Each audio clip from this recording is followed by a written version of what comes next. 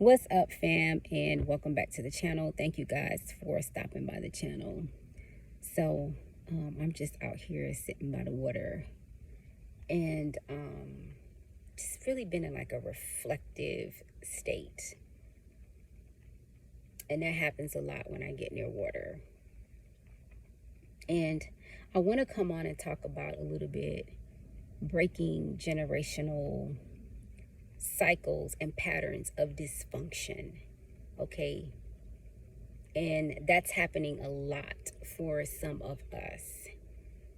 And we're in Scorpio season. Scorpio is a water sign.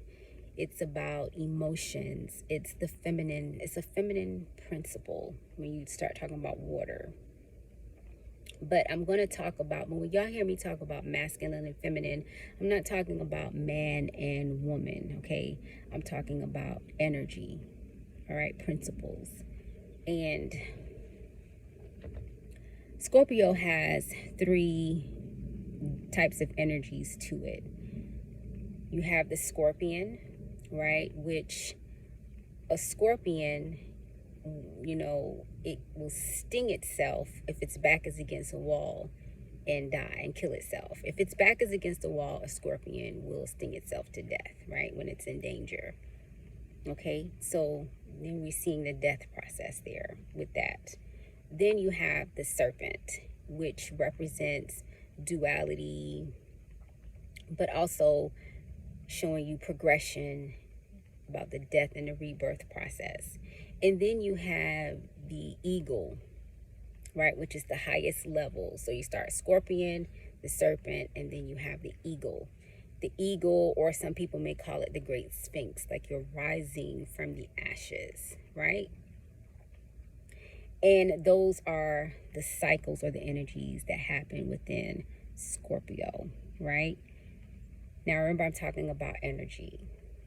So you may catch yourself in one of those phases or going through all those phases during Scorpio season, or just any time in your life, but it's more pronounced during this time.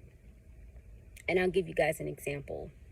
So the last few weeks since we've been in Scorpio season, but very heavy last week, I was missing my grandmother who passed on a few years back.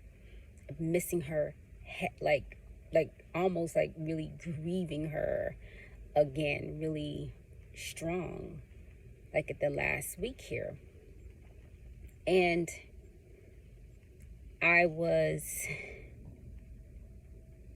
doing some reflection, and something that came to me was something that she used to say, while I was growing up. And I sat and I thought about it. And what she was a very intuitive woman. She knew what herbs for you to take if you were sick. She had dreams. She was very intuitive. And she loved her family, right? But grandmother experienced trauma and things in her life. And, these things can affect you. And she said some things to us growing up. And now when you look at it, that's what it stemmed from, trauma and things that she had been through. And she said these things, and maybe not even conscious of it, right?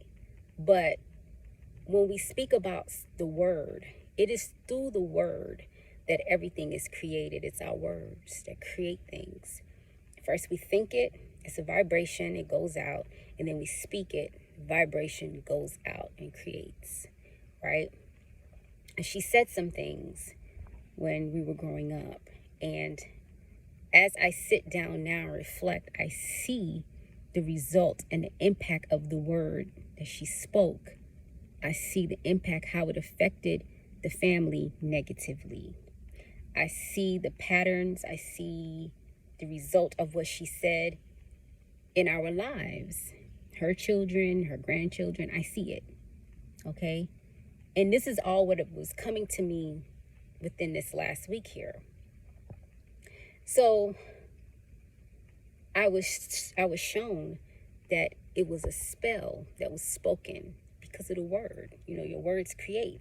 And I was shown that it was a spell and that now I had to release it. I had to release it. So I sat with this and I was like, and then patterns and things and cycles started coming to me that I saw. And I was like, wow. So I was speaking to my cousin the next day and I asked her, I said, have you been feeling grandmother lately? And she said, yes. So she was like, I've been crying and just missing her like so much. And then I told her what had been revealed to me.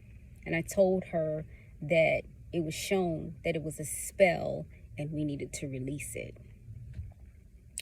And she said, Naima, when you said that just now, I got chills and I felt a heavy burden. I felt a burden just being lifted off of me. And I felt like, wow, a new cycle had begun. Now, mind you, I hadn't spoken to her about Scorpio season. She said, that's what I told you guys about rebirth, right? Death, progression, and rebirth, right? And she spoke the words out of her mouth. And I said, wow. She said, Naima, I felt the energy. I felt it come off of me. I felt the heaviness be lifted.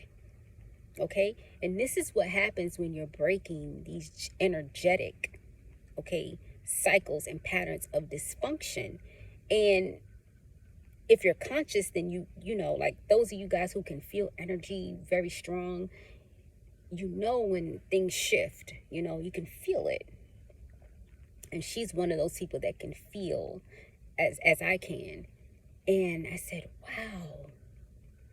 wow. So we got off the phone. You know, I didn't speak to her no more that day. And I went back and I thought about what she said and how she felt like the energy had shifted.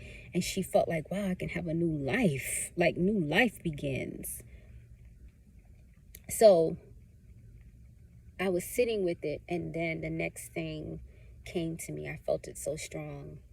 And it was basically showing me that grandmother was sorry for what she had infused into the bloodline. This is why I was sensing her and feeling her so much, and that she was a part of my spiritual team. And it's not necessarily that in those other realms that they feel hurt and all those things anymore, but part of their assignment sometime is to help us even heal from things that they did. And I sat with that for a while, y'all. I just sat with it for a while, you know, because we've been told so many things about the spiritual realm, but I'm always going to tell you guys that you have to experience it. And when you experience it, then it's something personalized to you, and no one can come and say, oh, no, that's not true. No, because it's something that you experience, you know. And so the next day, my cousin calls me. Now, mind you, I'm sitting here and I'm hearing like, she's sorry.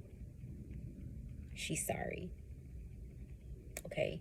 She calls me the next morning and she says, Naima, I heard her voice. I heard grandmother's voice. And she said, I'm sorry. And I nearly fell out the chair. You guys. And I said, what? And she said, yeah. She said, I heard it. She said, I know you're going to, she said, don't think I'm crazy. I said, no. I said, because I heard the same thing.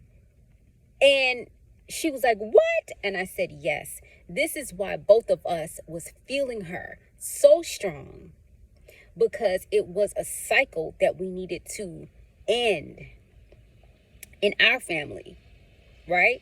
It was something that we needed to end. And I came on to say this to you guys right now, like, some of you are the Destiny's Child. You are the one that is supposed to break the cycles and dysfunction for your family and for your lineage and for the collective. And when the energy breaks, right,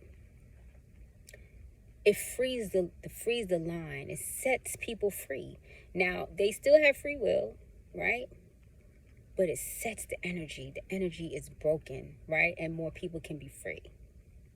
And this is why we have to understand the power of our words, right? We have to really understand that our words create, and it affects third, fourth generations. It does. And so I wanted to just come on and speak to you about that, because some of you may be experiencing something similar, or you're just noticing, like right now, a lot of things that you didn't even know, or that things that, you know, were swept away, or you're noticing cycles and patterns, and you're like, wow, you know, like we're diving deep, and we're really seeing these things. And I want y'all to understand, this is how we harness the power, is by healing. And when we do, we heal, then spirit is able to flow freely through us, and we're able to hold more light, which is more consciousness, right? That's all. That's all. I love you guys so very much. Thank you for stopping by the channel. Shalom and namaste.